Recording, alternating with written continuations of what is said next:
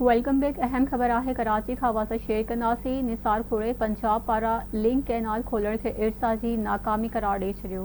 तोनसा पंजनत canal खोलण गैर आइनी आहे। इरसा चेयरमैन खे इस्तीफ़ा ॾियणु घुर्जे। निसार खोड़े जो चवणु आहे त पीपल्स पार्टी सिंध जे सदर पारां इरसा चेयरमैन इरसा में वफ़ाक़ जो सिंध मां मेंबर मुक़ररु करण जो मुतालबो। टीपी लिंक ऐं चश्मा जहलम लिंक कैनाल रुगो बोर्ड सूरत हाल दौरान खोले सघजनि था।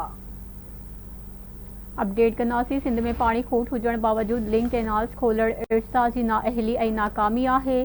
लिंक कैनाल बंदि न करण ते इरसा चेयरमैन नाकामी जो एतराफ़ करे इस्तीफ़ा ॾे। अपडेट कंदासीं। इरसा इदारो 1991 वारे मुआहदे ते अमल दरामद कराइण में नाकाम साबित थियो आहे। सिंधु जे पाणी जो रुख तब्दील करे चोलिस्तान कैनाल खे पाणी फराहम करण जी साज़िश थी रही आहे। पीपल्स पार्टी ऐं सिंध जो अवाम इन साज़िश खे कंहिं बि सूरत में कामयाब थियण न ॾींदो।